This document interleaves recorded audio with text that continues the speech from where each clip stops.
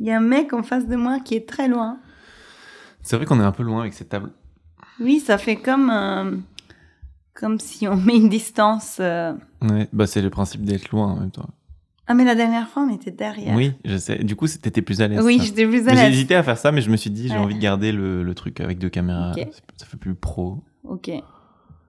Non, mais moi, je suis jamais pro, donc je te laisse choisir les trucs. En plus, je sais même pas si c'est une interview ce qu'on est en train de faire ou si c'est, tu vois, Bah, je sais ou pas. si c'est une présentation un peu de Jayma. On veut les présenter. Bon, tu sais ce qu'on va faire. Attends. Site. Vas-y. Ouais. Bon, bienvenue à Liché. Salut, merci. On se fait un petit début carré, un peu pro. On essaie de prendre les choses en main. Ok. Pourquoi est-ce qu'on est là aujourd'hui ? On va pas tourner autour du pot. On a un petit projet, tous les deux.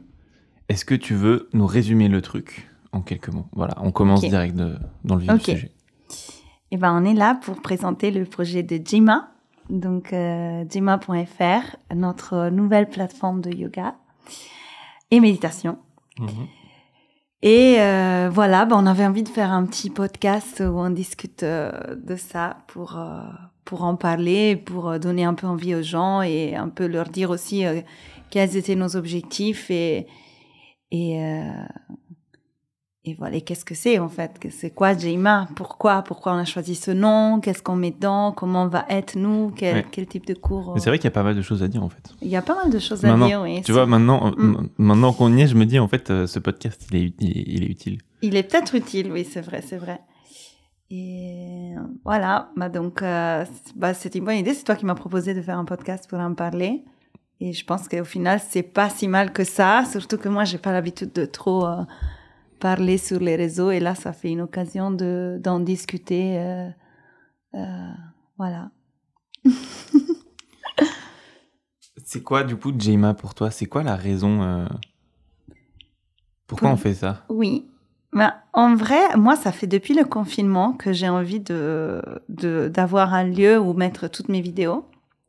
Parce que du coup, pendant un an et demi même, j'ai presque pas donné de cours en salle, 2020-2021. Et j'ai donné beaucoup de cours en ligne. Et je sais que les gens, après, avaient envie de revenir aux cours en salle. Moi-même, je sens vraiment l'énergie dans les salles de yoga et c'est pas quelque chose que je suis prête à quitter. Et même moi-même, en tant que pratiquante, je cherche ça toujours, tu vois, d'avoir le prof. Mais surtout aussi d'avoir vraiment l'énergie des gens qui pratiquent avec moi dans un lieu. Ça, j'aime bien. Mais du coup, en fait, je me disais, j'ai compris, en donnant les cours en ligne, que les cours en ligne peuvent vraiment être très utiles pour plein d'autres raisons, pas forcément pour remplacer les cours que tu fais en présentiel, mais pour justement pour ajouter quelque chose en plus à ta pratique personnelle du yoga. Parce que parfois, en fait, j'ai remarqué mes élèves, par exemple, la plupart de mes élèves, ils ont le temps 1 fois par semaine, 2 fois par semaine d'aller prendre des cours. Et par contre, ils n'ont pas plus de temps ou d'argent pour pouvoir pratiquer plus que ça. Et surtout, ils savent que le yoga, en fait, c'est quelque chose qui peut t'aider à être bien. Mais parfois, les cours que tu prends, c'est pas forcément sur un thème spécifique. Je sais pas, je fais un exemple. Parfois, tu te lèves et t'as mal au ventre, en fait. Peut-être tu veux juste avoir 10 minutes, quelque chose qui t'aide à aller mieux, à ne plus avoir mal au ventre. Et en fait, le yoga, il peut faire tout ça. C'est juste que c'est pas des formats, tu vois, des yogas de 10-15 minutes, c'est pas des formats que tu peux trouver en salle parce que c'est juste pas rentable et c'est pas utile. C'est quelque chose qui doit être très accessible, là, sur le moment, peut-être même sans tapis. Et du coup, voilà, ça, c'était quelque chose que je me suis dit, en fait, ça serait intéressant de proposer quelque chose à distance, qui soit en complément des cours de yoga en présence. Et surtout, en fait, pendant les confinements, j'avais installé un cours yin à 21h15. Vraiment, ça, je t'en ai déjà beaucoup parlé, mais vraiment, moi, j'adorais à 21h15 me mettre là devant la caméra et avoir mes élèves en pyjama avec leur tisane à côté du lit. Elles s'étaient déjà brossé les dents et tout. Et en fait, je trouve que c'est vrai qu'il y a pas mal de formats de cours de yoga que tu as vraiment envie de faire à certains moments de la journée sans forcément devoir prendre le métro. Et en même temps, tu as envie de retrouver ton prof que tu connais déjà, avec qui tu as déjà pratiqué. Et ça, je me suis dit, ça, il faut vraiment que je garde dans un coin de ma tête qu'un jour, je veux faire un projet en ligne. Mais toute seule, je n'aimais pas trop l'idée de le faire toute seule. Donc, t'es arrivée et Et t'as lancé l'idée, c'était parfait. Je me rappelle même plus comment on a eu vraiment l'idée au début. Comment est-ce que ça s'est mis ensemble? Est-ce que c'est... Je sais même plus qui a vraiment eu l'idée. Mais j'ai l'impression qu'on avait un peu tous les deux cette idée dans un coin de la tête et qu'on se disait un jour ce serait un truc sympa à faire. Et on s'est rendu compte que... Moi, je crois que c'est venu de toi. Hein. Parce que moi, je sais que c'était dans un coin de ma tête, mais en même temps, j'avais un peu la flemme de m'occuper de tout ce qui est technique, administratif, de trouver comment vendre les vidéos en ligne. Et puis surtout que j'allais pas mettre que des vidéos de mauvaise qualité comme les replays de mes cours. Mais du coup, en fait, ça tombait bien que toi, tu aies eu l'idée parce que toi, tu sais mieux gérer que moi tout ce qui est, tu vois, les caméras, le son. Donc, en fait, quand tu m'en as parlé, je me souviens, je sais même pas comment toi, ça t'est venu l'idée. Tu sais... Je m'en rappelle plus, franchement. Parce que je suis sûre que ça t'est venu d'un... Moi, je pense qu'avant, de toute façon, qu'on se connaisse, ou en tout cas avant qu'on en parle vraiment tous les deux, c'était pas un truc concret. C'était pareil, c'était une idée un peu comme ça en l'air. Un truc que j'aurais peut-être pu faire, mais je me serais pas pu faire ça tout seul. Pareil, en fait.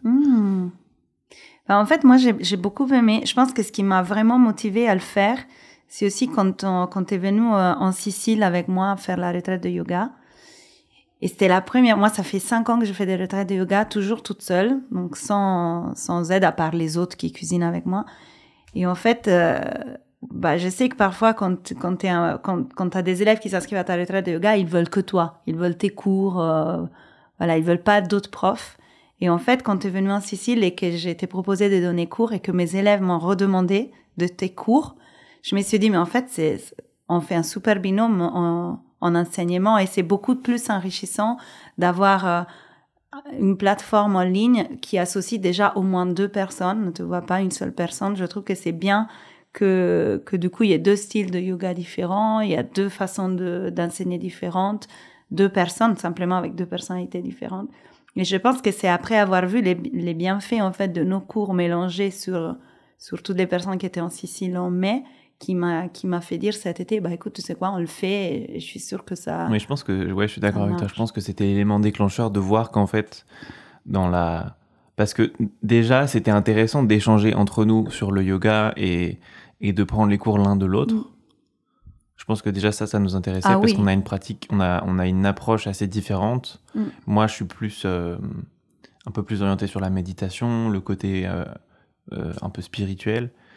Et toi, t'es très dans le corps et dans la saisonnalité, le changement, le côté cyclique. Et tu t'intéresses aussi plus à l'Ayurveda et tout. Oui, c'est vrai. Et du coup, c'est très complémentaire. Et en même temps, on a tous les deux des formations un peu traditionnelles. Donc, il y a quand même des bases sur lesquelles on s'entend et c'est pas incompatible.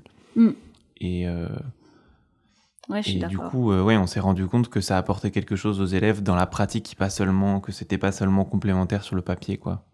Oui, c'est vrai, je suis tout à fait d'accord. Et puis, il y a une autre chose aussi que j'aime bien parce que moi, je connais pas trop de plateformes en ligne, mais je sais que celles qui existent, dont on m'a parlé, il y a déjà beaucoup de profs et il y a déjà une très claire distinction entre le style de yoga à pratiquer, tu vois, Iyengar, Vinyasa. Et en fait, j'aimais bien l'idée de commencer avec 2 profs, mais qui en fait, ils incluent dans leur enseignement d'autres types de pratiques que le hatha traditionnel dans lequel on est tous les 2 formés. Et je trouve qu'au début, déjà, quand t'as que 2 profs, c'est quand même sympa de savoir qu'en fait, par rapport au cours et au thème, il y aura des fois où c'est plus dynamique, des fois où c'est un peu plus en mode atelier, des fois où c'est yin, des fois où c'est très actif. Et en fait, j'aime bien ça de toi aussi, c'est qu'en fait, tu te nourris aussi des cours que tu prends et tu essaies de les intégrer aussi dans ton enseignement.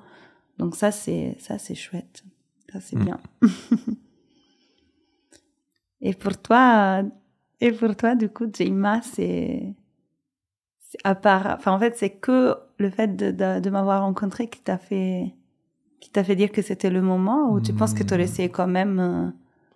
Non, je pense pas que j'aurais fait ça tout seul, parce que déjà, je me serais pas senti légitime en tant que prof de yoga, tu vois, qui enseigne depuis pas longtemps. Et puis j'ai pas assez de réseau d'élèves. Je me serais pas lancé de là-dedans tout seul, je pense, de toute façon. Et tu penses pas que tu aurais quand même essayé en parlant à des profs que tu connais déjà? Non, vraiment, j'aurais pas, ça aurait pas existé sans alliance à tous les deux, quoi. Je pense. C'est bien, c'est notre bébé. Bah ouais. C'est vraiment notre petit bébé, avec l'aide de Juliette et de ces petits bonhommes qui font du yoga. Oui, si vous voulez aller regarder, donc déjà pour ceux qui n'ont pas encore vu tout ça, donc on a un Instagram, jaima.fr, Jaima, et on a une amie Juliette Beignet, pareil, vous pouvez la trouver sur Instagram, qui nous a fait des petits bonhommes trop mignons, des petits bonhommes qui pratiquent, qui font du yoga avec les grosses fesses. Oui, les grosses fesses, c'est vraiment leur particularité. Bah, c'est ça qui fait tout, en fait. Ouais.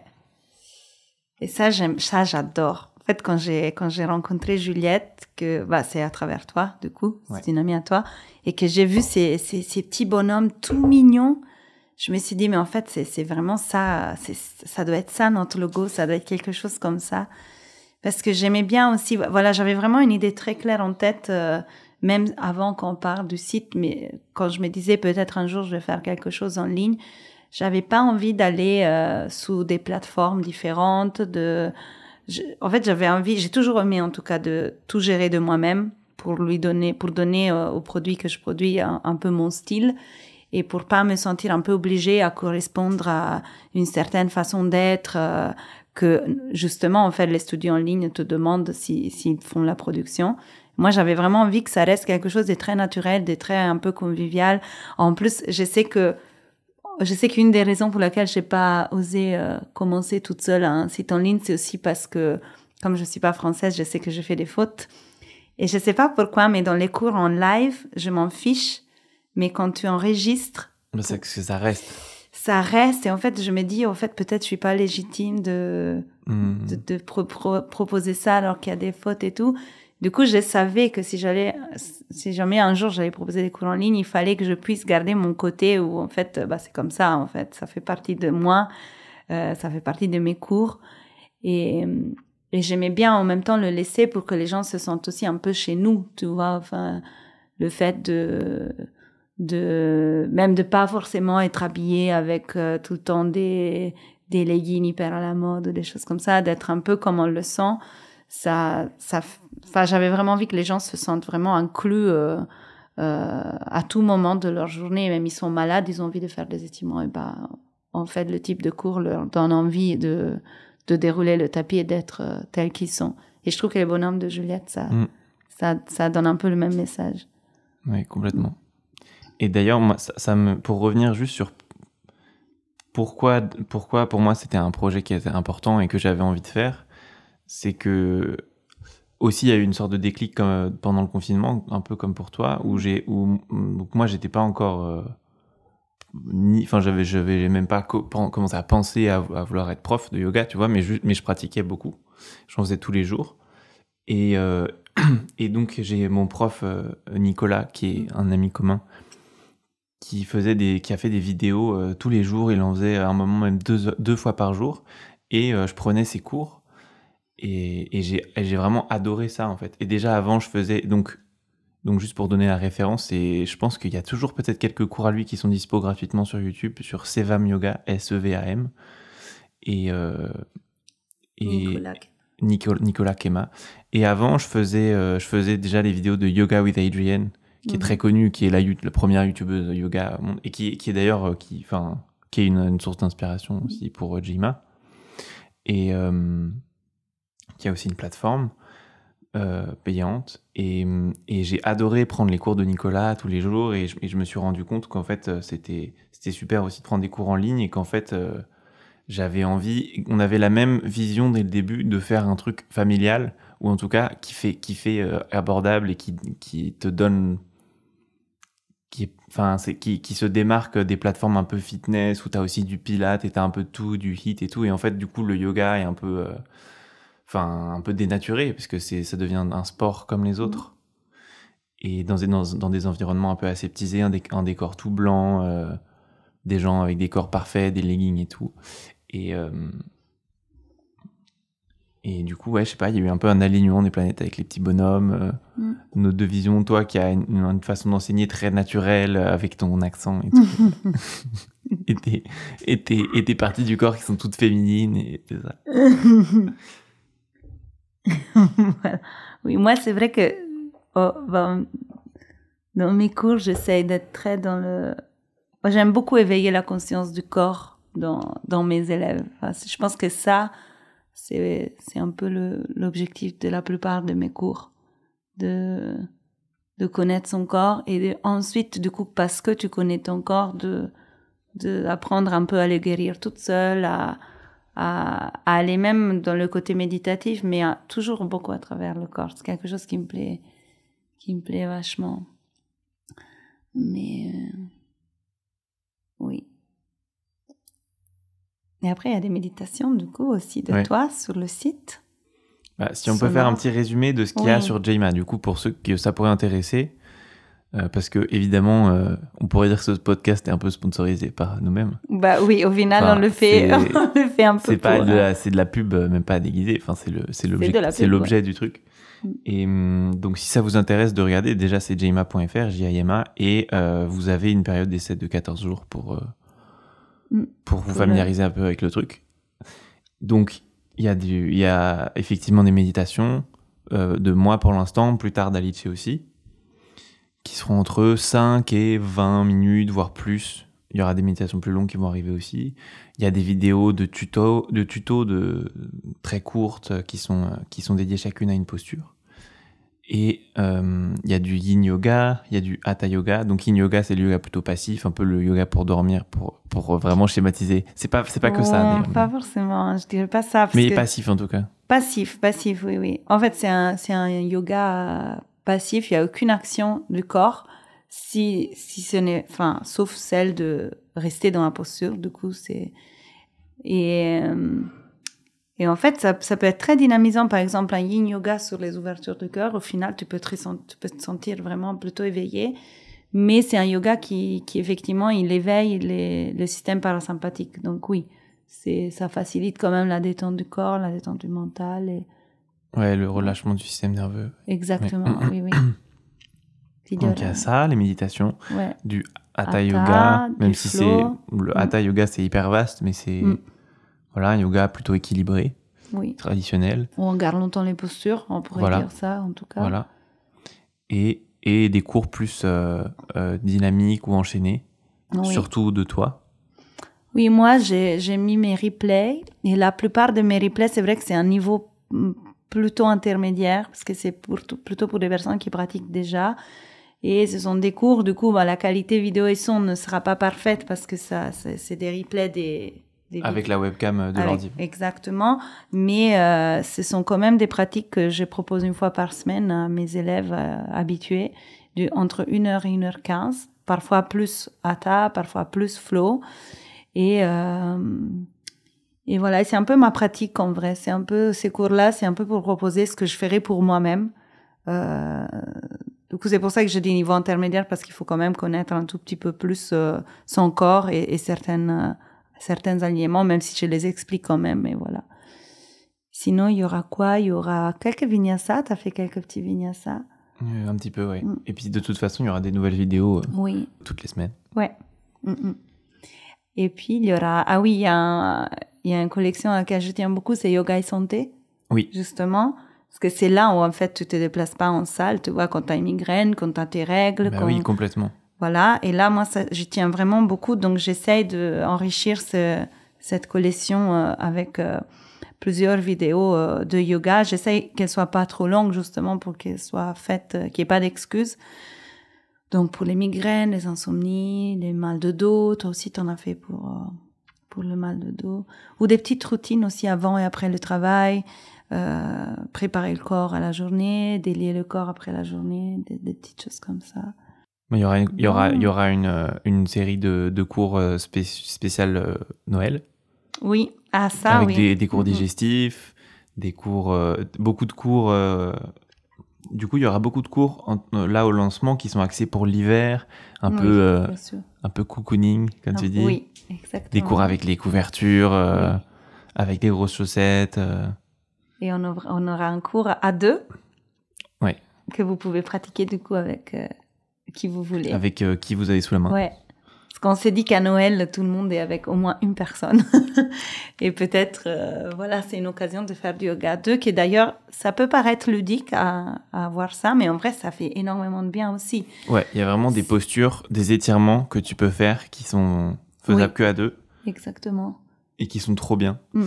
Et même pour tout ce qui est alignement et tout, on va essayer de faire quelques vidéos à deux au fur et à mesure qui sortiront dans les prochaines semaines, prochains mois.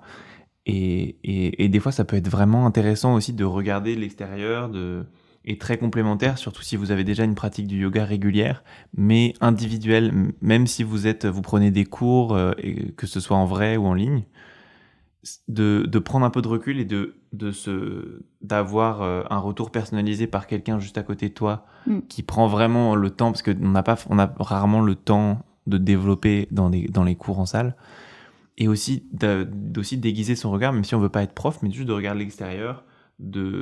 Ça peut nous permettre d'avoir des déclics aussi sur son propre corps. Je pense que ça a dû t'arriver aussi en devenant prof, en te formant, en commençant à regarder l'alignement sur les autres gens et de commencer à connecter ton ressenti avec la forme réelle que prend ton corps. Oui, en fait, c'est vrai que, on n'est pas une culture où on nous apprend à connaître son corps dès l'enfance. Enfin, on fait pas du yoga dès l'enfance. Si on fait un sport, le sport, c'est un objectif final qui n'est pas le corps même. Oui, le corps, c'est toujours un moyen. C'est un moyen. Ouais. Donc, en fait, il peut y avoir des gens qui ont très conscience de leur corps parce que, je sais pas, sont des danseurs ou des personnes qui ont fait un sport plutôt complet, par exemple l'escalade, où du coup, tu dois quand même connaître où est-ce qu'il est ton centre de gravité, comment bouger, comment être léger. Mais c'est vrai que souvent, on apprend un peu tout ça très tard. Et du coup, c'est normal qu'on n'ait pas vraiment conscience de ce qu'on fait. Moi, même maintenant, j'ai beaucoup de personnes dans mes cours qui pratiquent peut-être depuis déjà un moment et que quand j'ai dit fléchir son pied, eh ben, ils plient le genou, par exemple. Parce que, en fait, c'est fléchir, c'est pas quelque chose. Nos pieds, souvent, on sait même pas ce qu'ils font. Tu vois, ils sont enfermés dans des chaussures. On les fléchit si la chaussure elle a pas de semelle, on les pointe si on a des talons, mais c'est pas une partie du corps dont on a très très conscience forcément. Et c'est vrai que du coup le yoga, en regardant les autres, en te faisant corriger toi-même par quelqu'un et tout, en écoutant les consignes aussi, parce que ça aussi c'est hyper important. Et d'ailleurs je vais essayer d'enregistrer aussi pour l'avenir de Jema des cours sans vidéo, que avec ma voix qui guide, parce que je trouve que parfois on a envie de regarder le prof un peu pour se rassurer qu'on fait bien, mais en vrai on n'a pas besoin si on a compris tout le lexique et qu'on arrive à mettre les mots du prof sur notre propre corps. Au final, on n'a pas besoin du regard. Et d'ailleurs, on peut être beaucoup plus dans la méditation du mouvement parce qu'on est juste dans le ressenti de ce qui se passe en nous. Donc ça, c'est intéressant aussi à pratiquer à distance, je pense. Et il y aura des pranayama aussi, des respirations. Pranayama, la pratique du souffle. Et tes méditations, tu veux dire quelque chose de plus sur quel style de méditation? Bah écoute, moi, plus le temps va, plus j'ai l'impression que pour rester sincère dans mon approche, moins je m'inscris dans un certain style, une certaine tradition, mais c'est pas pour dire que je suis au-dessus des traditions, c'est parce que je veux pas suivre un truc juste pour suivre un truc et pour dire moi je fais ça, ou j'ai été formé en ci ou en ça. Moi j'ai été formé en hatha yoga traditionnel en Inde, et les cours de méditation que j'avais là-bas étaient par un prof qui s'inscrit dans la tradition de la méditation himalayenne, donc pour ceux qui connaissent dans la lignée de Swami Rama, etc. Donc c'est vraiment la méditation dans le cadre du yoga, mais moi par ailleurs j'ai beaucoup lu sur la méditation, j'ai beaucoup pratiqué, plus ou moins selon les périodes de ma vie. J'ai aussi vu ce que c'était de beaucoup méditer, de pas beaucoup méditer et de pas du tout méditer à certains moments, et donc j'ai plutôt une bonne idée de l'impact que ça a sur ma vie, en tout cas moi, et de ce qui marche, ce qui a le plus de chances de marcher aussi sur les gens ou pas, Et donc, en fait, je saurais pas dire un style. On peut dire que c'est un peu de la pleine conscience, mais en même temps, c'est un terme un peu un mot qui veut tout et rien dire. En tout cas, ça s'inscrit c'est quand même proche de la méditation yogique. C'est pas vraiment, mais il y a des inspirations de la méditation bouddhiste, zen et de la pleine conscience. Mais globalement, je fais ce que je sens, quoi. Et pareil, pour les postures, c'est du hatha, mais il y a des inspirations de yin, d'iyengar, de vinyasa un petit peu. Et donc, c'est juste, je vois ça comme un moyen, la méditation, et il y a un côté sacré et presque religieux. En tout cas, pour moi, ça peut très bien être perçu pas comme un truc religieux. Mais de toute façon, la finalité, c'est de sortir de sa tête. De toute façon, c'est que ça. C'est pas aussi de l'analyse de ce qui se passe dans sa tête avant d'en sortir, ou ça c'est plus avancé, j'en suis pas encore. J'en suis pas encore là. C'est méditation dans guidée, ce que je guide, là, il y a pas ça. Il y aura des méditations plus longues et plus avancées de plus en plus, mais pour l'instant, je commence déjà par les bases. Donc des méditations simples avec un objet, avec simplement on se concentre sur le souffle, ou alors simplement on regarde passer nos pensées, on essaye de plus en plus d'être présent dans l'espace entre nos pensées. Ça peut être aussi une certaine attention à notre environnement. Donc ça, par exemple, ça s'éloigne un peu de la méditation dans le cadre du yoga, où on est vraiment, on se coupe du monde. Et voilà, ça peut être plein de choses. Aussi, j'aime beaucoup, il y a des méditations, un type de méditation que j'aime beaucoup et qui pour le coup vient du bouddhisme zen, on en avait déjà parlé d'ailleurs la dernière fois, au dernier podcast qu'on avait fait ensemble, qui est de décomposer tous les événements à l'intérieur de nous en 3 catégories. Oui, je me souviens qu'on en avait parlé. En sensations, son et images. Et en fait, quand tu te rends compte que tu peux tout décomposer en ça te fait prendre du recul, ou en tout cas, ça diminue un peu ta réaction parfois à certains problèmes ou à certaines situations qui nous font surréagir et qui prennent possession de nous. Et en fait, ce qui prend possession de nous, c'est la multiplication de tous ces composants basiques. Et quand on décompose justement tout ça, en fait, ça diminue vachement l'impact qu'ils ont sur notre psyché. C'est bien, c'est intéressant. Sans forcément avoir à analyser, justement, parce que je pense que c'est pas du tout la première étape d'analyser. Si tu analyses une grosse boule d'angoisse, ça va amener que du négatif, je pense. Faut décomposer avant, non? C'est ce que tu voulais dire. Ouais, décomposer, déjà prendre du recul, déjà respirer, en fait. Le premier truc à faire, c'est respirer. Oui, en tout cas, respirer, je pense que c'est le plus important de tout ça, non? Parce que tu fasses des postures, que tu médites, peu importe ce que tu fais, si tu respires pas, en fait, ça sera pas efficace, parce que le rythme du mouvement, le rythme de la pensée, en vrai, ils vont s'aligner au rythme de notre souffle. Donc c'est pour ça que la partie pranayama, elle va être très importante aussi, la partie de surjima, des respirations. Oui. Moi, j'aurais presque envie que tout le monde fasse au moins une respiration par jour avant tout autre type de pratique, ou les méditations, où en fait on guide un peu dans la respiration, peut-être. Est-ce qu'il y en a déjà comme ça ou pas? Tu commences tout de suite avec la méditation? Oui, il y en a. Il y en a? Il y en a 1 ou 2 pour l'instant. Et il y en aura d'autres. Je pense que j'enregistrerai aussi des pratiques de pranayama uniquement audio. Oui, c'est pas mal. Mais ça, c'est possible que pour certaines, parce qu'il y en a où il faut quand même montrer pour être sûr que les gens fassent bien et se... Ouais.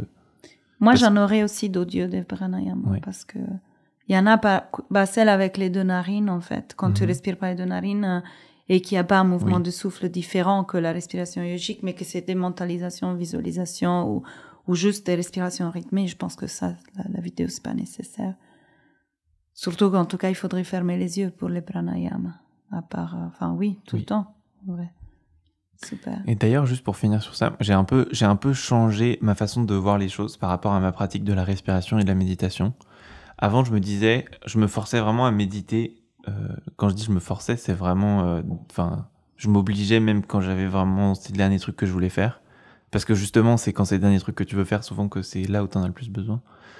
Et je me forçais vraiment à méditer tous les jours, souvent un certain temps, à certaines périodes, 15 minutes, 30 minutes, des fois même 1 heure pendant certaines périodes par jour. Et en fait, maintenant, je me suis rendu compte que des fois, quand t'as trop de choses qui se passent en toi, c'est pas forcément le truc le plus important, la méditation.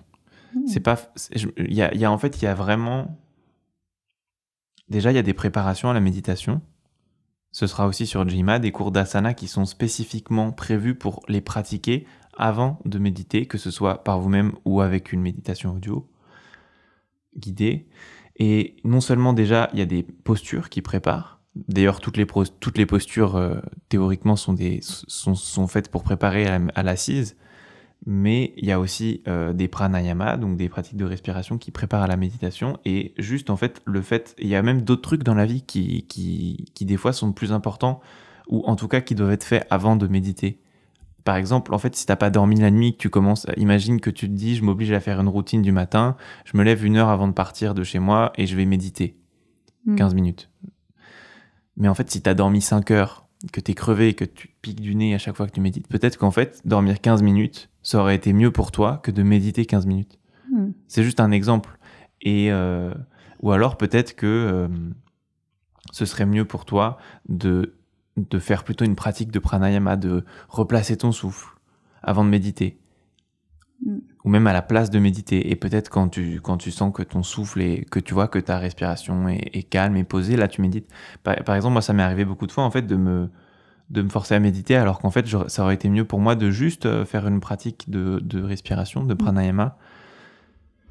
Parce que si tu médites sans avoir conscience de ton souffle, ou en tout cas, par exemple avec une respiration haute bloquée dans la poitrine, en fait, du coup, t'es pas conscient de ta respiration et elle reste haute, et ça peut même te faire venir des angoisses et en fait te faire plus de mal que de bien, ou en tout cas de pas vraiment pouvoir agir en profondeur sur toi, parce qu'il y a des obstacles vraiment à enlever avant d'arriver à la méditation.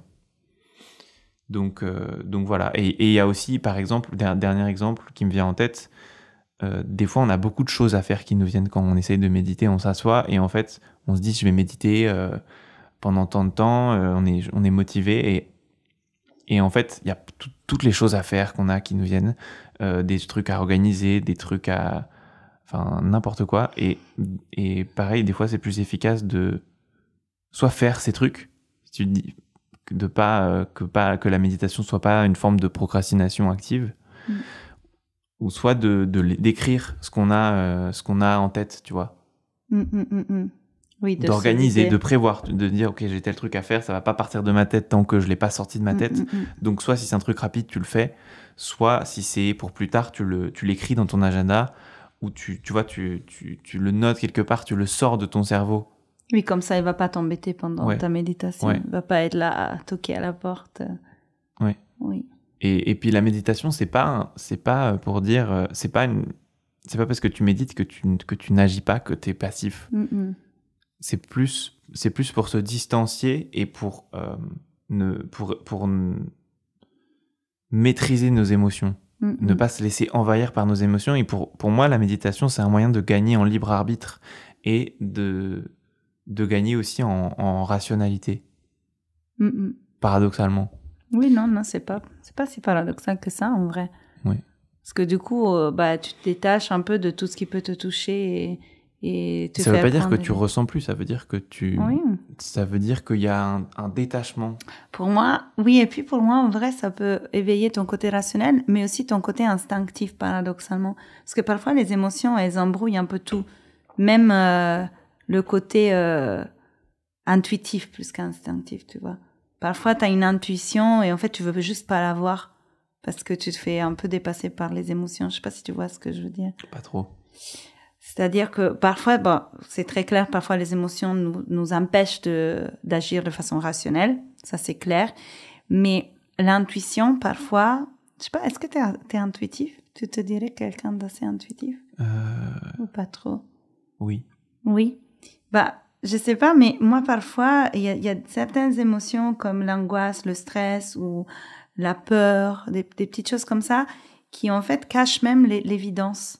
Quand quelque chose est évident, c'est pas forcément rationnel, juste, il faut que je fasse ça. Il faut que j'aille faire cette activité, que j'aille voir cette personne. Ou, en fait, ce chemin, il n'est pas pour moi. En fait, il y a des choses, c'est même pas rationnel, c'est juste une évidence. Et parfois, en fait, quand t'as beaucoup de choses à faire, que tu les écris pas, quand t'as beaucoup d'émotions, que tu t'en débarrasses pas, ou que parfois, il faut juste les écouter, les accepter, les laisser se taire patiemment, tu vois. Mais en fait, ce sont toutes des choses qui nous empêchent d'aller vers notre vérité. Du coup, d'agir de façon efficace, rationnelle, mais aussi instinctive. Parce que pour moi, la vie, c'est pas non plus de faire tout de façon rationnelle, mais de façon qui nous correspond, de façon sincère. Et parfois, on pense que l'émotion, elle est sincère, mais l'émotion, c'est quand même quelque chose qui est sincère maintenant, mais pas dans 10 minutes parfois. Du coup, parfois, on peut pas juste prendre des décisions selon nos émotions. Et la méditation, justement, je pense qu'elle nous aide à ne pas faire ça et à suivre tout le reste, tout ce qui est beaucoup plus ancré, comment dire, enfin, posé, tout ce qui doit être. Je sais pas si c'est clair, comme je l'ai dit. D'ailleurs, un autre exemple de quelque chose qui pourrait être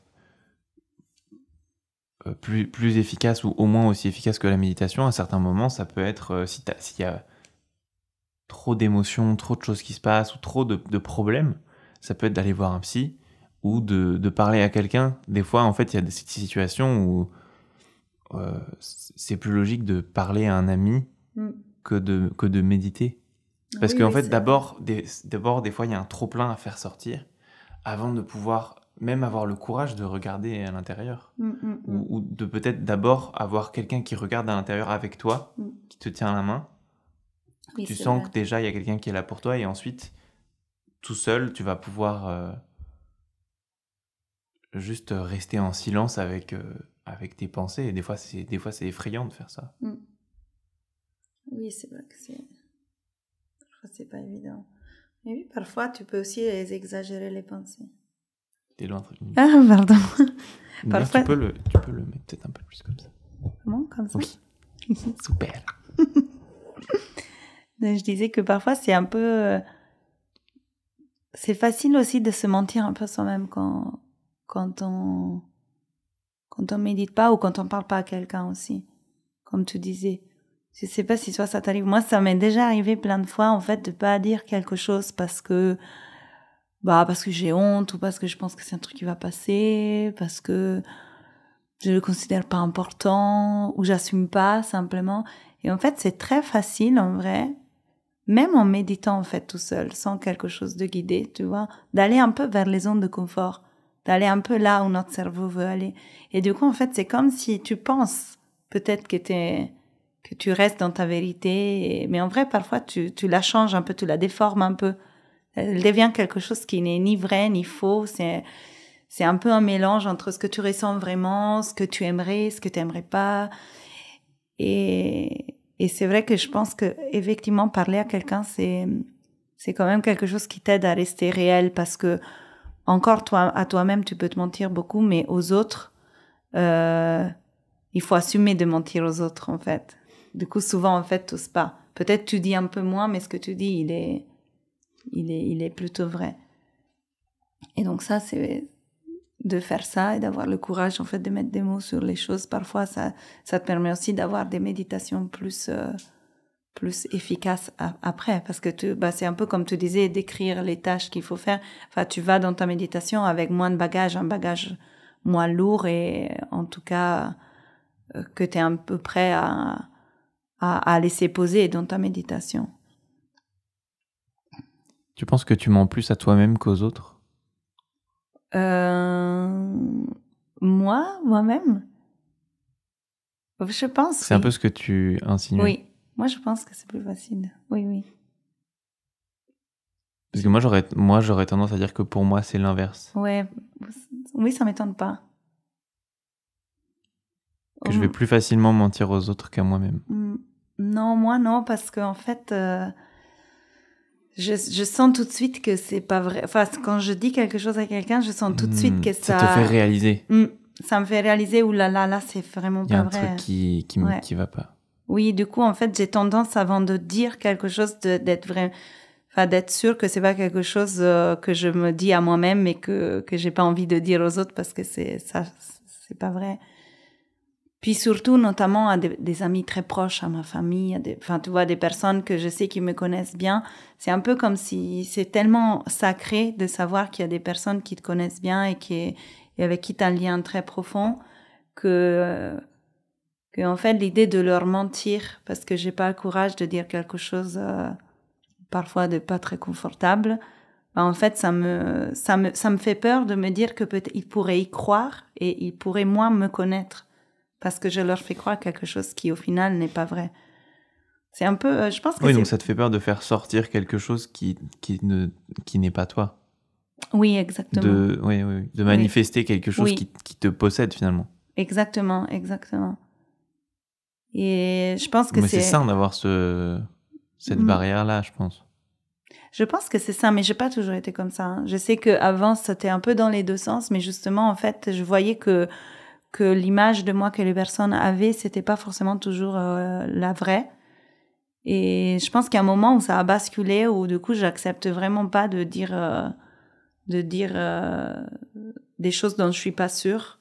Par contre, si je reste très longtemps toute seule, je peux me convaincre. Moi-même, je peux me convaincre parce que je m'en fiche un peu de ce que je pense de moi, moi-même. Tu vois, en tout cas, je peux pas me séparer de moi à un moment dans ma vie. Donc, ça me fait pas peur Et pour moi, c'est hyper important, du coup, d'avoir des personnes à qui parler, parce que c'est là, en fait, que parfois, je me vois à travers leurs yeux. Je me dis, ah bah tiens, si t'as pas voulu parler de ça à telle personne, c'est peut-être que c'est pas ce que tu crois, tu vois. Et toi, en fait, ça te fait l'inverse, du coup. T'es plutôt... Oui, évidemment, ça m'arrive de me mentir à moi-même, mais même quand je me mens à moi-même, j'ai l'impression qu'il y a assez rapidement une partie de moi. En fait, il y a une division. Il y a une partie de moi qui sent qu'il y a un truc, qui sent, tu vois, que à part là-bas, c'est pas clair. Tu vois, mais c'est pas pour autant que je vais aller fouiller ce coin-là. Donc en fait, tu vois, il y a une partie de moi qui a pas envie d'y aller, mais justement, du coup, je sais que si j'ai pas envie d'y aller, c'est parce que il y a un truc pas résolu ou que je m'avoue pas toute la vérité. Mais ça, en général, c'est le début du cheminement, et petit à petit, si tout se passe bien, je commence à y aller, mais après, c'est pas pour autant que je vais être prêt à partager ça ou que ça va se réaliser dans le monde, quoi. Enfin, que ça va se réaliser par rapport aux autres, que je vais... Ouais. Mais j'ai l'impression que ouais, c'est ça, il y a quand même une partie de moi, même quand je suis pas complètement honnête avec les autres, il y a une partie de moi qui le sait, mais qui le savait déjà avant, j'ai l'impression. C'est une décision, en fait, mais tu penses pas que c'est aussi le côté de rester discret, de pas vouloir forcément dire des choses qui vont pas parce que tu as envie de mentir, mais parce que tu n'as pas envie de leur donner importance et d'embêter les gens avec ça. Ouais, c'est difficile de savoir pourquoi tu ne dis pas les trucs. Moi, je sais qu'avant d'être comme ça, tu sais, je t'ai dit qu'à un moment, c'était différent. Je pense que j'ai menti un peu aux gens. Je pense qu'il y avait beaucoup de ça. Je voulais pas les embêter, je voulais montrer que le côté positif parce que je trouvais que c'était... qu'en fait, j'étais qui pour embêter les autres avec des doutes ou je sais pas quoi, même par rapport à... Je sais pas, j'ai toujours trouvé plus sympa de dire que les choses dont tu es fier, non? Et...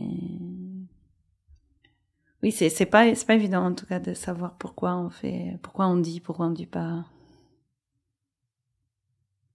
Quand est-ce qu'on est honnête, quand est-ce qu'on arrête de l'être. Et justement, à propos de ça, j'ai prévu, revenant à Jima, j'ai prévu d'enregistrer des méditations sur les chakras à partir de janvier. Je l'avais parlé déjà.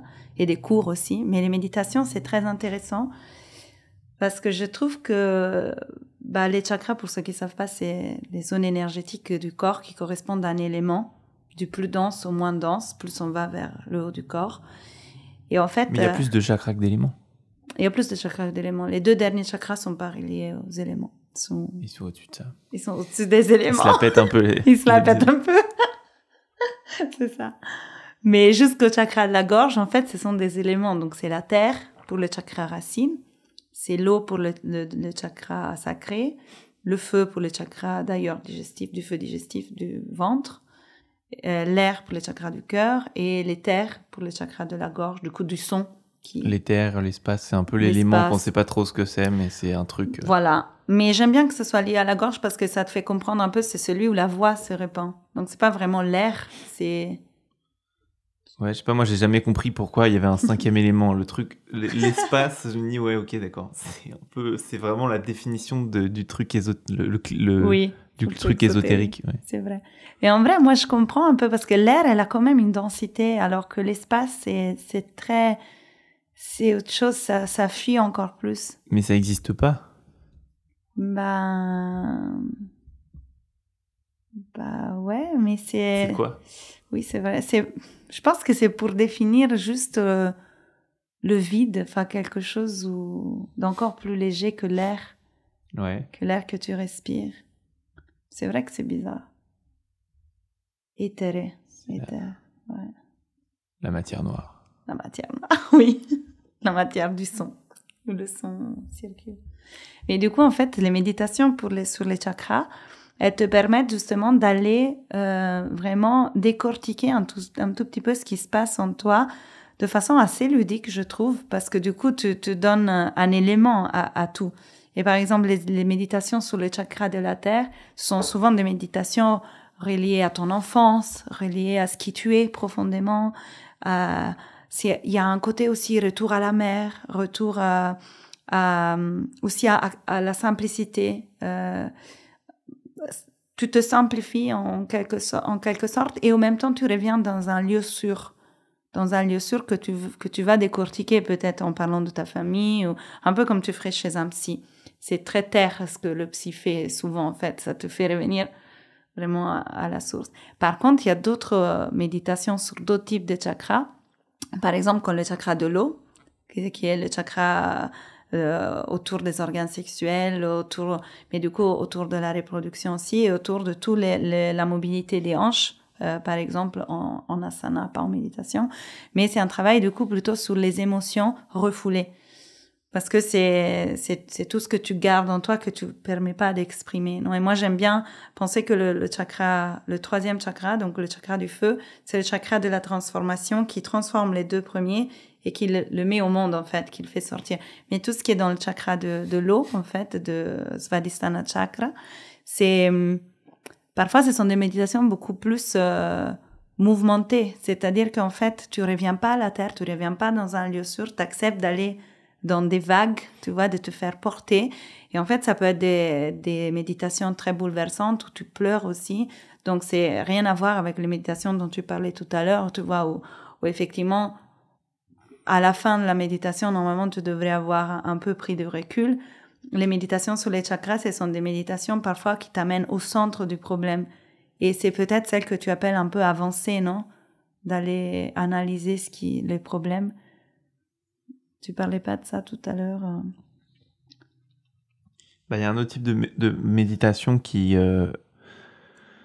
aussi est pris de la méditation bouddhiste, qui est la méditation analytique, et où mais finalement, c'est juste une forme poussée d'observation, c'est ni plus ni moins que ça. Et ça fait partie des trucs que j'enseigne. Mais pour moi, en fait, c'est plus un truc à faire de toute façon tout seul. C'est pas, tu peux pas guider ça parce que je sais pas ce qui se passe dans la tête des gens.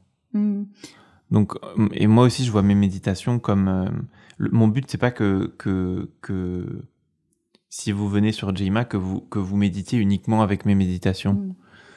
En fait, c'est que ce soit déjà si il y aura aussi celle d'Alice et plus tard d'autres profs. Et puis, il y a aussi plein de méditations gratuites qui existent un peu partout. Et c'est super de faire, d'essayer plein de choses. Mais au-delà de ça, je pense que de toute façon, t'es plafonné si tu fais que des méditations guidées. Parce que t'es pas tout seul face à toi-même. Donc, pour moi, c'est pas une fin en soi. Mes méditations, c'est juste, je vois ça même peut-être plus comme des cours que comme des méditations guidées. Alors, évidemment, c'est bien. Même moi, j'en fais des fois, de temps en temps, des méditations guidées. Si je sens que j'ai besoin d'un truc qui m'aide à me centrer ou, tu vois, un peu d'une sorte de tuteur. C'est bien d'y revenir de temps en temps. Je trouve ça bien. Et encore mieux en vrai. Mais je pense qu'au bout d'un certain temps, au bout de peut-être quelques mois de pratique, la plupart des méditations, on devrait être seul. Et donc mon but avec ces petites méditations que je mets sur Jeyma, c'est de juste donner des outils et de créer des réflexes et en tout cas des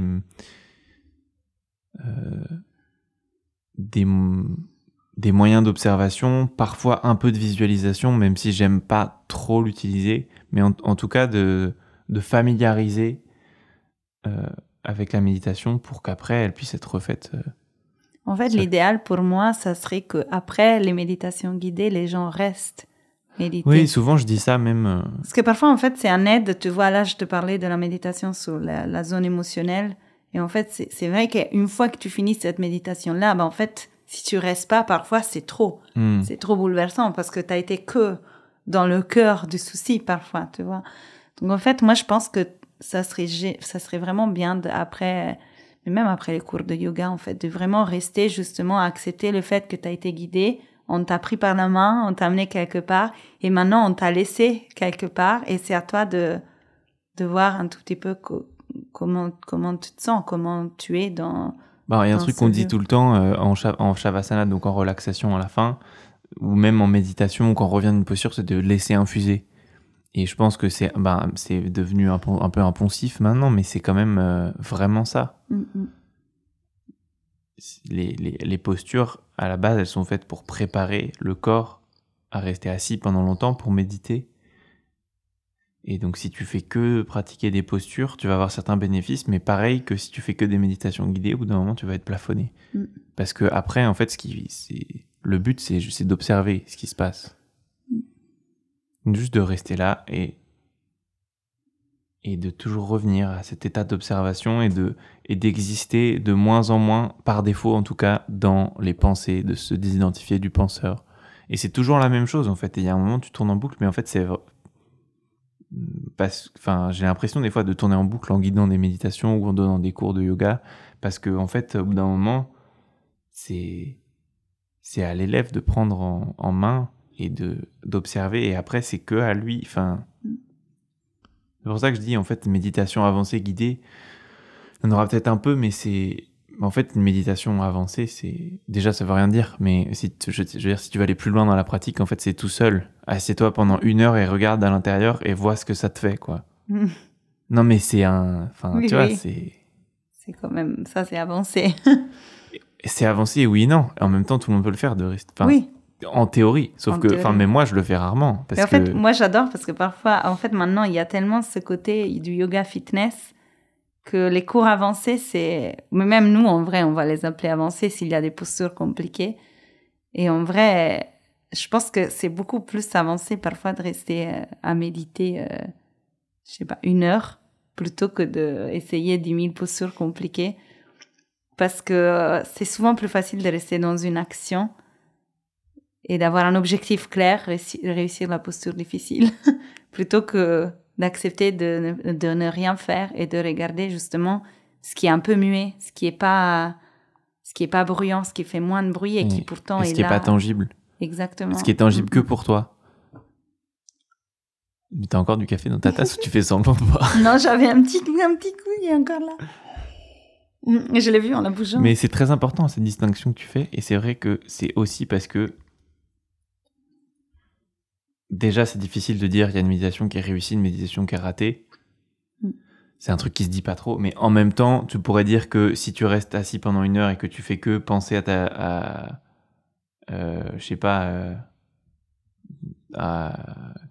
quel truc débile tu pourrais Au gâteau penser. Que tu vas faire ce soir. Au quoi? Au gâteau que tu vas faire tout à l'heure. Que tu fais que penser, exactement, ce qui m'est déjà arrivé, oui. évidemment. Non, mais oui, j'imagine. Si tu fais que penser à la recette de cookies que tu vas faire juste après, ou à ta liste de courses, ou n'importe quel truc un peu du quotidien, un truc. Ça te sert à rien. Par rapport à si tu restes assis pendant 1 heure et que en fait, tu arrives à revenir régulièrement, par exemple sur ta respiration, ou juste que tu arrives à te distancier un peu de tes pensées, bah, évidemment la deuxième est plus productive. Mais ça veut pas dire que des fois il faut pas passer quand même par la première, parce que des fois si on n'a pas médité depuis longtemps ou qu'il se passe beaucoup de choses à l'intérieur, des fois il faut accepter qu'en fait tu vas t'asseoir et tu as envie de méditer et en fait tu vas pas vraiment méditer, mais au moins tu seras resté immobile pendant un quart d'heure. Et des fois en fait il faut beaucoup de temps que ça... C'est comme quand je sais pas, que si tu agites un liquide et qu'il faut que le dépôt, tu vois, retombe au fond, quoi. Il faut que la vase retourne au fond et ça peut prendre du temps. Justement, ça me fait penser à ce que tu disais tout à l'heure. Parfois, c'est beaucoup plus subtil de faire autre chose quand tu es dans un état où si tu t'asseyais pour 1 heure, par exemple, et que tu sais déjà que pendant 1 heure, tu vas pas réussir à revenir au souffle, que tu vas continuer à penser, à cogiter, il vaut peut-être mieux faire 5 salutations au soleil, tu vois, te vider la tête, laisser évacuer les pensées par le corps et après t'asseoir et essayer de méditer, après avoir déjà essayé une façon un tout petit peu plus active de te libérer du superflu. Parce que, en fait, parfois s'asseoir, tu vois, si ton mental il est très agité, t'asseoir c'est juste trop en contraste avec ce qui se passe dans ta tête. Et en fait, tu sais déjà que ta tête, elle va prendre le dessus. Et alors que si tu fais un petit pranayama, quelques asanas, quelques préparations actives de la méditation, bah ok, peut-être ton mental, il va quand même partir un peu pendant ta méditation, mais tu as un peu plus de chances d'avoir une méditation un peu plus productive, avec plus de bienfaits. Mais en fait, il y a 2 approches, et je pense que les 2 approches fonctionnent, mais nous, on est plutôt dans celle du yoga. Mais en fait, il y a l'approche Vipassana. Donc, pour ceux qui ne savent pas, les Vipassana, c'est des pratiques, c'est des retraites de 10 jours où tu parles pas, tu regardes personne, et tu médites 10 à 12 heures par jour. Et du coup, c'est pas du tout une approche il n'y a pas de préparation à la méditation. Tu te lèves, tu t'assois et tu médites. Et c'est toute la journée. Et du coup, au début, c'est une torture. Enfin, j'imagine, je l'ai pas encore fait, mais j'aimerais beaucoup le faire. Et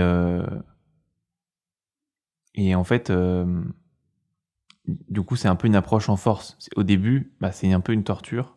Et puis en plus, t'es tiré du lit à 5h du mat', t'as envie de te rendormir.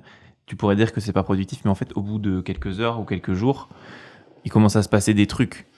Oui, mais en fait, non, mais c'est une des approches. Et tu vois, par exemple, la méditation bouddhiste, c'est ça. Il y a pas le corps est complètement négligé et en même temps, ça peut fonctionner. En fait, peut-être que en passant en force comme ça, au bout d'un moment, tu peux passer outre ça. Mais l'approche du yoga, c'est que d'abord, tu prépares le corps et la respiration avant de t'attaquer au mental et de le dépasser. Pour moi, il y a juste 2 choses. Parce que moi, je crois beaucoup dans la méditation aussi, que méditation, tu vois, sans passer par le corps. Mais pour moi, c'est indispensable. Enfin, pour que ça marche, c'est indispensable de mettre des règles. Du coup, par exemple, la méditation bouddhiste, je sais pas s'il faut méditer toujours au même moment de la journée. Je te pose la question. Je sais pas. Moi, je crois que oui. Je sais pas, mais de manière globale, il y a un peu des recommandations autour de la méditation, de pas méditer juste après manger. Voilà. Parce que Vipassana, pareil, en fait, c'est des lieux, en fait, où t'amènes rien de ton quotidien. Donc, en fait, pour moi, ces approches-là, elles peuvent marcher, mais dans des cadres spécifiques où t'es pas embêté, tu vois, où tu vas pas faire un gâteau tout de suite après, où tu vas pas voir ton pote après, où t'as pas les courses à faire. Et moi, je crois beaucoup aussi dans ce type de méditation. D'ailleurs, cette année, tu sais, je me suis mise au dessin. Mais en général, je fais beaucoup moins d'actions avec mon corps. Et je trouve que je vais très facilement, en vrai, dans la méditation, sans passer par le pranayama, le corps. En fait, il y a quelque chose où quand je m'assois, même si c'est pas tous les jours que je médite en ce moment, mais quand je m'assois, je médite. Tu vois, je suis bien. Le souffle, il est bien. Le mental, il arrive à se dégager. Et pourtant, c'est peut-être l'année où j'ai le moins fait de asana. Enfin, voilà, j'ai fait plutôt une autre. Le dessin, c'est quand même quelque chose d'assez méditatif. Hein. T'as un objet, tu te concentres sur un objet pendant une certaine durée de temps. Du coup, en fait, on peut dire que ça prépare aussi le cerveau à rester focus sur quelque chose. Mais je sais qu'en fait, c'est quelque chose qui peut marcher, mais si tu t'aides avec une routine, si tu t'aides avec un lieu particulier, si peut-être tu fais pas ça à un moment où t'as été hyper, je sais pas, où t'as été hyper actif avant, où tu dois faire beaucoup de choses après. Je pense que la méditation bouddhiste ou le vipassana, il marche vraiment quand même t'as un petit aide de l'environnement, vu que c'est pas un aide de ton corps ou des asanas ou des techniques de respiration. Il faut quand même qu'il y ait des petites règles qui t'aident à faire ça. Et je sais que j'ai des élèves qui pratiquent beaucoup la méditation, d'ailleurs, beaucoup plus que moi. Et elles, quand même, quand elles ont commencé, c'était toujours à la même heure. C'était des assises très confortables en utilisant tout ce que tu veux pour être bien, même au début avec une chaise pour les personnes qui arrivent vraiment pas à s'asseoir au sol avec un dos droit. Donc pour moi, c'est très efficace. Ça aussi, c'est très intéressant. Mais et je pense d'ailleurs que ça peut correspondre plus à certaines personnes qui, en fait, elles n'ont pas forcément envie d'aller dans les mouvements. Il y a des personnes comme ça aussi où, en fait, le mouvement physique, c'est un énorme effort et ils n'ont jamais fait de sport. Ils n'ont pas forcément envie de s'assouplir, mais ils ont quand même une envie d'être dans un état méditatif. Et je pense que c'est bien justement qu'il y ait tous ces types de méditation-là différents et que tu peux trouver celui qui te convient le plus. Mais juste pour finir sur la méditation, c'est vrai que c'est difficile de s'y retrouver dans toutes ces approches. Est-ce qu'il faut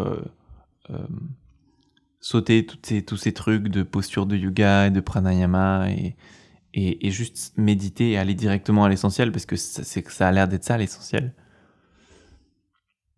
Ou est-ce qu'il faut essayer de trouver comment préparer le corps, le souffle et tout? Et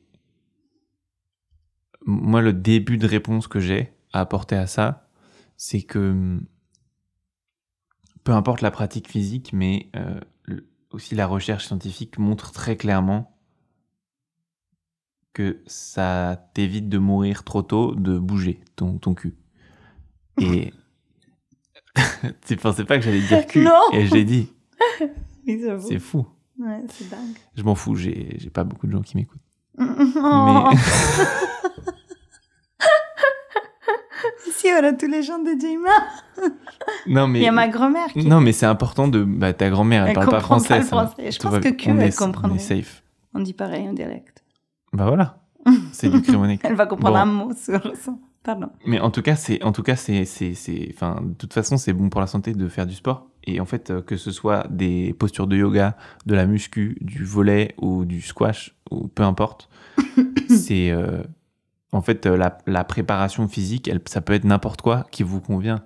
Et c'est bien de faire, tu vois, idéalement, il faudrait faire un peu d'endurance, un peu de force et un peu de souplesse.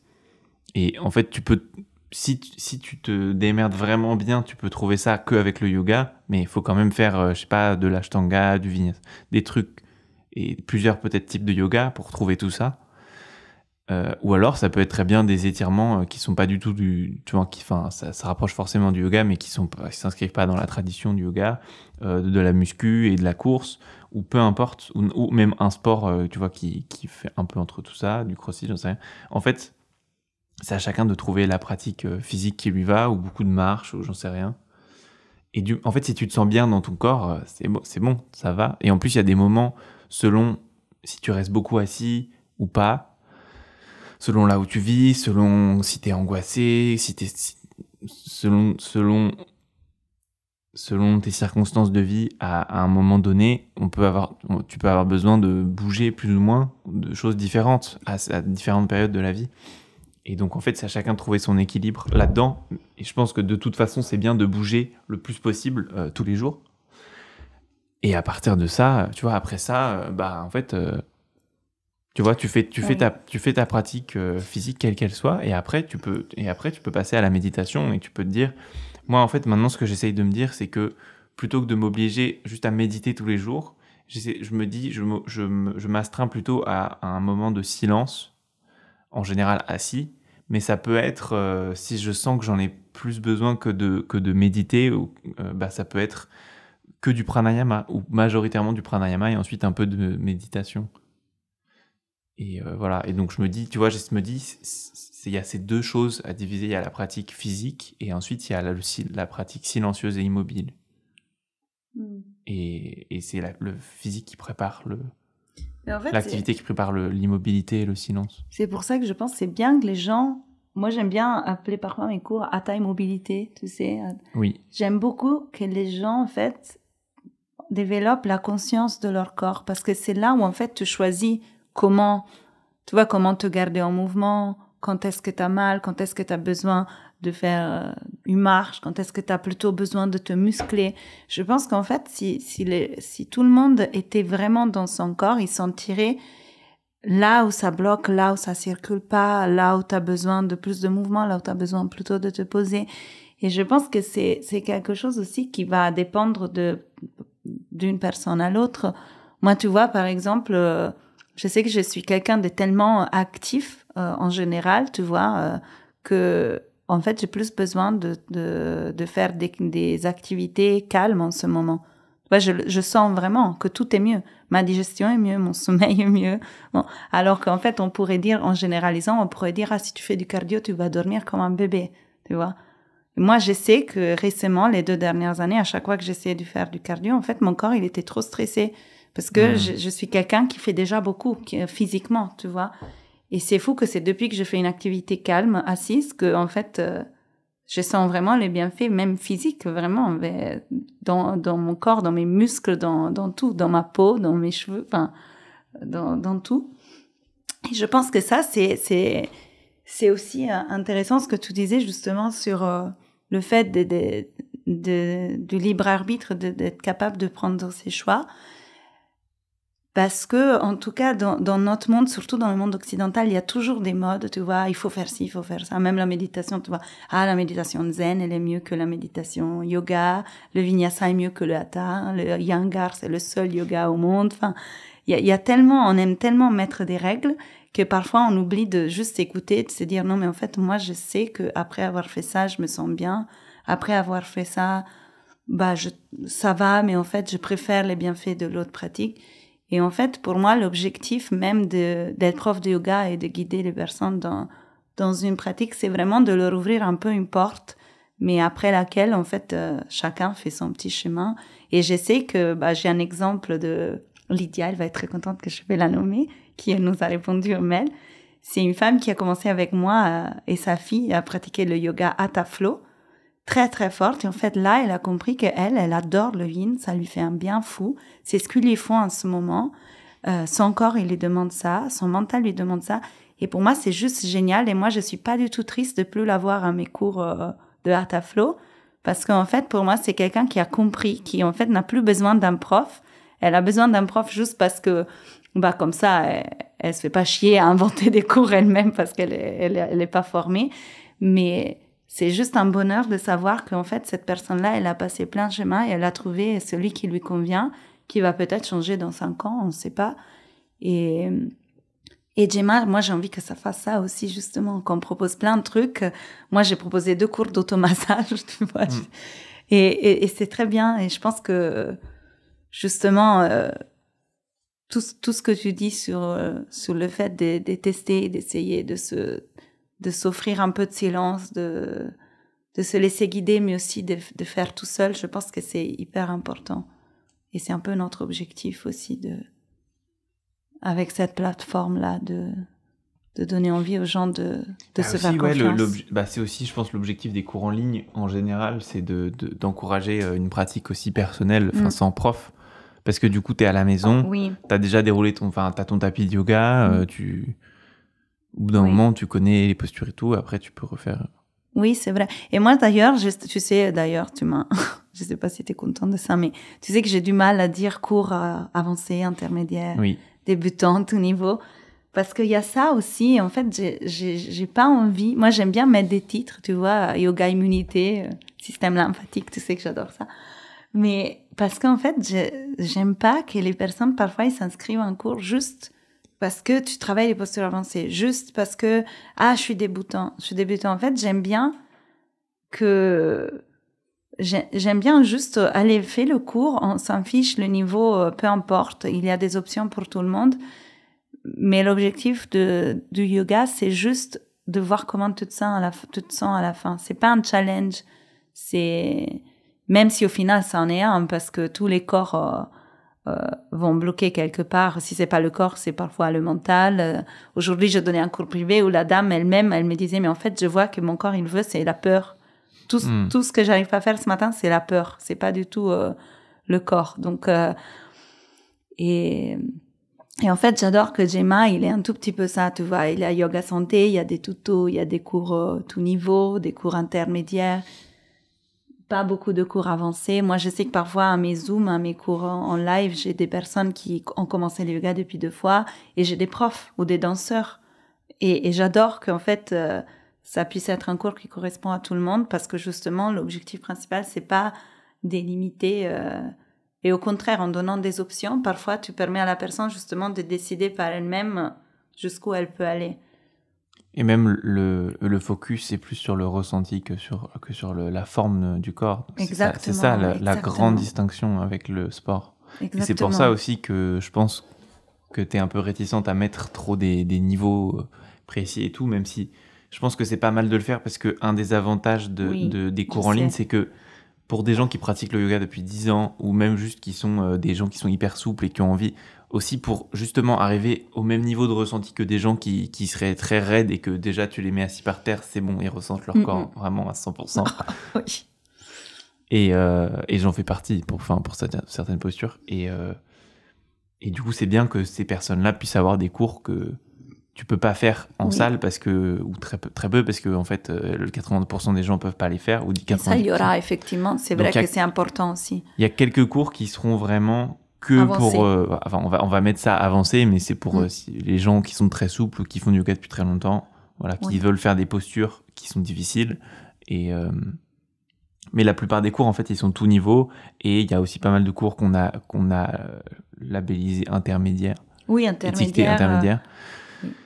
Mais c'est pas le truc le plus important et je pense que vraiment 80% des cours qui sont sur Gemma sont faisables par tout le monde et après de toute façon il y a souvent plusieurs options et de toute façon c'est jamais la finalité, la posture et en plus dans les cours vidéo tu peux mettre pause, tu peux passer si ça te fait chier, c'est très personnalisable, tu peux vraiment refaire plusieurs fois une partie d'un cours que tu as adoré ou même refaire tout le temps le même cours s'il te convient vraiment très bien. Tu peux passer les parties qui te conviennent pas. Tu peux mettre pause.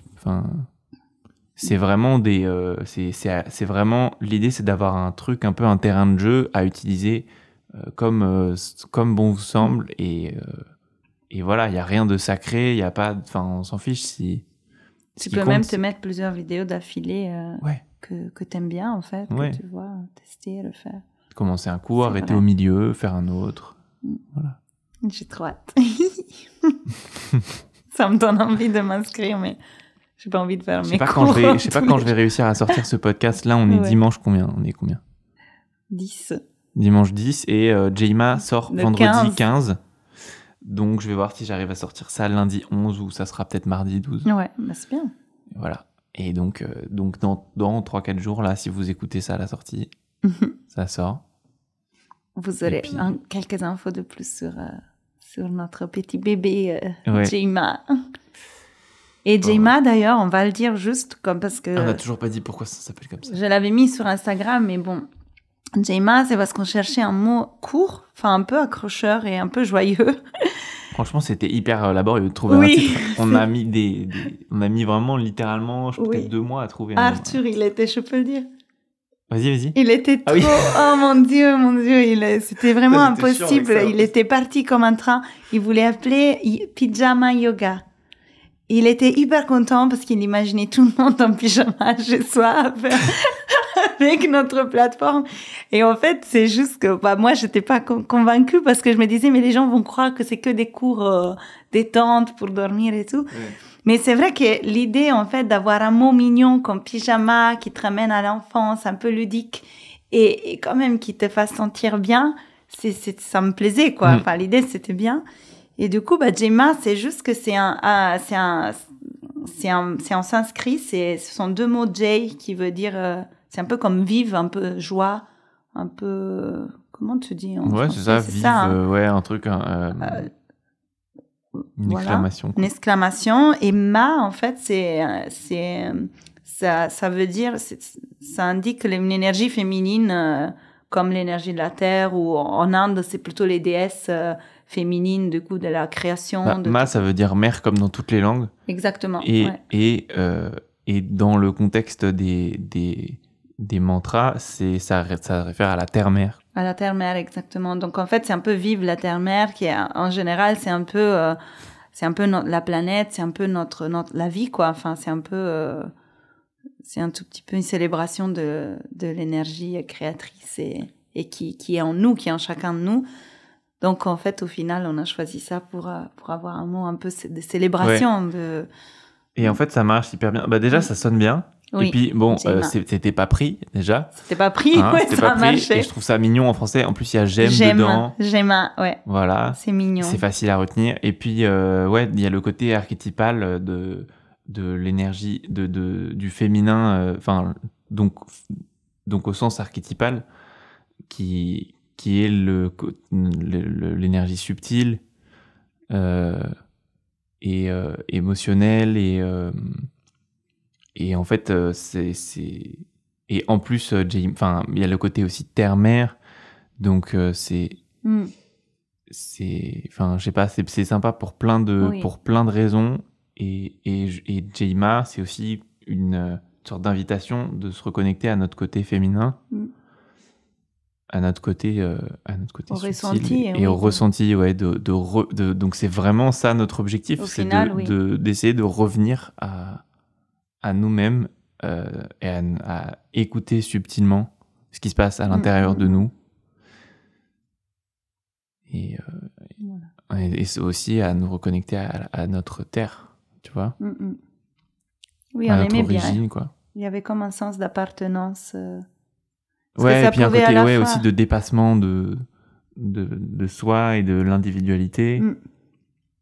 C'était un mot qui nous relie en même temps à notre sensibilité à nous-mêmes, comme tu dis, à notre côté féminin, mais en même temps, c'est vraiment quelque chose qui nous réunit tous. Donc, de là d'où on vient tous, quoi. Voilà. Donc, même à distance, en fait, c'est une façon de se dire, OK, on est ensemble. Il y a un côté communautaire, justement. Ouais, justement, c'est ce que j'allais dire. Le côté communautaire était hyper important pour nous, et on a envie de développer de plus en plus, parce que là, c'est un peu la version. Tu peux en parler, d'ailleurs. C'est un peu la version 1 de Jema, et en fait, dès qu'on atteint plusieurs centaines de membres, on a envie on sera en capacité de lancer une deuxième version avec des applications mobiles et tout, parce que pour l'instant ce sera uniquement sur le site web, même si vous pouvez mettre la web app sur votre téléphone, mais il peut faire des commentaires aussi. Voilà, pour l'instant il y a déjà des premières fonctionnalités communautaires. Vous pouvez mettre des commentaires sous les vidéos, et vous pouvez aussi nous envoyer des mails, et communiquer avec nous sur Insta.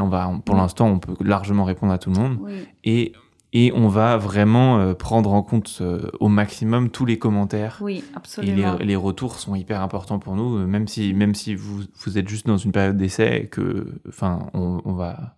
Oui, tous les commentaires seront pris en compte. Envie d'avoir... Voilà, le but, c'est de construire ça ensemble. C'est pas nous, on fait fait pas ça pour nous de toute façon, même si... une des raisons aussi pour lesquelles on a fait ça, c'est que, en tout cas, moi, je sais que je voulais faire la plateforme que j'avais envie tu vois, les cours que j'avais envie de consommer. Il y avait certains moments où j'ai été chez moi le soir, et en fait, je me disais, tiens, là, j'aimerais bien avoir une plateforme de yoga, exactement comme celle que j'avais en tête pour Jema, où je peux lancer un cours facilement, et je sais que c'est des cours qui vont me correspondre et qui peuvent être variés, tu vois, et que je peux faire le soir comme ça, quand j'ai la flemme de faire ma propre pratique. Et voilà. Et je sais plus ce que je voulais dire d'autre. J'étais en train de dire un truc. Et oui, donc d'ici quelques mois, on espère, on pourra lancer une deuxième version avec un aspect un peu réseau social où on peut faire des posts, où on aura des applications mobiles puis TV. Et voilà. Ça, on va faire un autre podcast. Un truc de plus en plus personnalisable et un peu... on veut vraiment que ce soit une plateforme très ouverte et qui peut complètement évoluer. On ne sait pas exactement dans quel sens ça va partir. Bon, est-ce qu'on a tout dit ? On a à peu près fait le tour. Oui, on a fait le tour. Côté oui, il y aura peut-être aussi d'autres contenus extra yoga, on va dire. Peut-être, ah oui, tu vois, je sais pas si tu es invité. En fait, les gens veulent les recettes d'Alice. Dites-nous, tu vois, est-ce que on va voir, en fait, si vous êtes arrivé jusqu'ici, dites-nous en commentaire ce que vous aimeriez voir sur Jemma. En bonus, à part les cours, en commentaire sur la vidéo YouTube du podcast. Qu'est-ce qui vous ferait plaisir de voir sur cette plateforme ? Est-ce que vous voulez des recettes d'Alice un peu saines, un peu végétariennes et tout ? Moi, je sais qu'on m'a demandé ça. Juste pour dire, pour ceux qui ne connaissent pas, c'est des recettes végétariennes, souvent basées sur l'Ayurveda yogique, donc en fait, qui exclut certains aliments, comme l'ail, l'oignon et tout ça. Mais en vrai, maintenant, je fais aussi des recettes végétariennes. Oui, c'est plutôt basé sur l'Ayurveda, mais pas non plus hyper strict. Oui, c'est pas non plus très strict. Et c'est surtout des recettes un peu rapides, un peu qu'on peut faire facilement, surtout pour les personnes qui voudraient manger un peu plus végétarien, mais qui n'ont pas trop d'idées de comment cuisiner certains légumes. Donc, voilà. Mais voilà, est-ce qu'il y a d'autres choses et même d'autres trucs, parce que concrètement, Jemma, c'est une plateforme de vidéo. C'est le centre, le cœur du site, c'est vraiment la vidéo. Et s'il y a même d'autres types de contenus qui vous plairaient ou trucs auxquels on n'aurait pas pensé à l'avenir. Oui, c'est hyper précieux. Parce que nous, on s'interdit pas du tout de faire d'autres trucs. Après, en fait, il faut que ça ait du sens, évidemment, dans la plateforme. On va pas se mettre à faire des trucs qui n'ont rien à voir, mais voilà. On est ouvert à toute proposition et à très bientôt sur jemma.fr. Oui, à bientôt. Merci Alice. Merci à toi.